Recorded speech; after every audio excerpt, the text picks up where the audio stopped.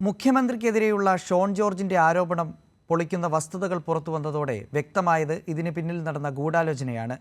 മനോരമ ഷോൺ ജോർജ് തുടങ്ങി പല ശ്രേണിയിലുള്ള പലർ ഉൾപ്പെട്ട ഗൂഢാലോചനയുടെ ഉൽപ്പന്നമായിരുന്നു.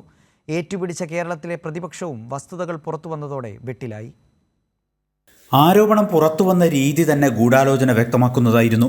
വിവരങ്ങൾ പൂർണ്ണമല്ലാത്ത ദുരൂഹമായൊരു വാർത്ത മെയ് 29 പത്രം പ്രസിദ്ധീകരിക്കുന്നു.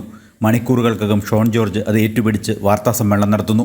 മനസ്സിൽ തോന്നിയതെല്ലാം കൂട്ടിച്ചേർത്ത് മറ്റു മാധ്യമങ്ങൾക്ക് പൊടിപ്പും തൊങ്ങലും ചേർത്ത് ആഘോഷിക്കാൻ വക നൽകുന്നതായിരുന്നു വാർത്താസമ്മേളനം. ഇതോടെ ഇടതുവിരുദ്ധ മാധ്യമ രാഷ്ട്രീയ ഗൂഢാലോചനക്കാർ തങ്ങൾ ലക്ഷ്യം നേടിയതായി ആത്മനിർവൃതി കൊണ്ടു. പണ്ട് കമല ഇൻ്റർനാഷണലിൽ ചെയ്തതുപോലെ മുഖ്യമന്ത്രിയെയും കുടുംബത്തെയും പുകമറയിൽ നിർത്തുക എന്നതായിരുന്നു ആ ലക്ഷ്യം. ഹൈക്കോടതിയിൽ ഒരു ഉപഹർജി കൂടി നൽകി ഷോൺ ഇതിനകം തൻ്റെ ഭാഗം സേഫാക്കിയിരുന്നു.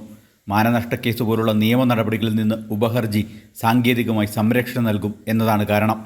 മുമ്പ് തന്നെ വ്യാജമായി പരാതി അയക്കുകയും അത് പൊളിഞ്ഞു പോവുകയും ചെയ്ത ഒരു കാര്യം പിന്നീട് വീണ്ടും എന്തോ അന്വേഷണം നടക്കുന്നെന്ന രൂപത്തിൽ ഒരു പത്രവാർത്ത, ആ പത്രവാർത്തയുടെ മറവിൽ വ്യാജ വാർത്ത നിർമ്മിക്കുന്നതിനും നിയമപരമായ പരിരക്ഷ ലഭിക്കുന്നതിനും ഷോൺ ജോർജ് നിലവിലുണ്ടായിരുന്ന ഒരു കേസിനകത്തൊരു ഉപഹർജി കൊണ്ടു കൊടുക്കുന്നു. ഉപഹർജിയിലെ പ്രധാനപ്പെട്ട വാചകം, ഞാൻ ഈ പറയുന്ന ഒരു കാര്യത്തിനും എനിക്ക് നേരിട്ട് അറിവുള്ള കാര്യങ്ങളല്ല. നേരിട്ട് അറിവില്ലാത്ത ഒരു കാര്യവും കോടതിയിൽ തെളിവായി നിലനിൽക്കില്ല എന്ന് നാട്ടുകാരിലെ എല്ലാവർക്കും അറിയാം. അപ്പോൾ മുൻകൂറായി ഒരു ഡിഫാമേഷൻ കേസ് വന്നാൽ രക്ഷപ്പെടത്തക്ക വിധം കോടതിയിൽ വ്യവഹാരത്തിൽ പറഞ്ഞ കാര്യങ്ങൾ മാത്രമേ ഉള്ളൂ എന്ന ഒരു ആഖ്യാനം നിർമ്മിച്ചിട്ടാണ് വ്യാജങ്ങൾ ചമച്ചത്. പക്ഷേ എല്ലാം പൊളിഞ്ഞത് എക്സാലോജിക് കൺസൾട്ടിംഗ് എന്ന ദുബായ് കമ്പനിയുടെ ഉടമകൾ വാർത്താസമ്മേളനം നടത്തി രംഗത്തെത്തിയതോടെയാണ്. മുഖ്യമന്ത്രിയുടെ മകളുടെ കമ്പനിയായ എക്സാലോജിക് സൊല്യൂഷൻസ് മറ്റൊരു കമ്പനിയാണെന്നും അവരുമായി തങ്ങൾക്ക് യാതൊരു ബന്ധവുമില്ല എന്നുമായിരുന്നു ഉടമകൾ വ്യക്തമാക്കിയത്. യഥാർത്ഥത്തിൽ ഇത്തരമൊരു വിശദീകരണം അവർ ഇപ്പോൾ ആവർത്തിക്കേണ്ടിയിരുന്നതല്ല. കാരണം 2 മാസം മുമ്പ് തന്നെ ഇക്കാര്യം വ്യക്തമാക്കി അവർ ഒരു പ്രസ്താവന ഇറക്കിയിരുന്നു. 2024 മാർച്ച് 29 അത്.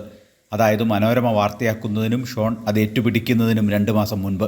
ഇതേ കമ്പനിയെ വീണയുമായി ബന്ധപ്പെടുത്തി ആരോ ഇഡിക്ക് പരാതി അയക്കുകയും ഇഡി അന്വേഷണം ആരംഭിക്കുകയും ചെയ്ത പശ്ചാത്തലത്തിലായിരുന്നു മാർച്ചിൽ തന്നെ കമ്പനി വിശദീകരണം നൽകിയത്.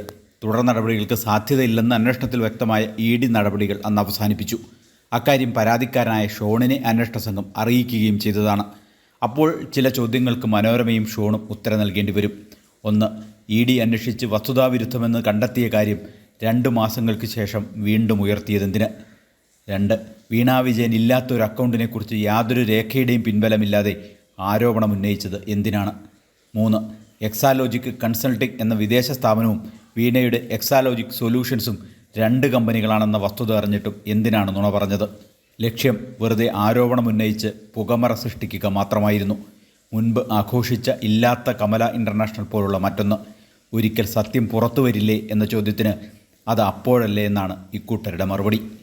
സാലി മുഹമ്മദ്, കൊച്ചി.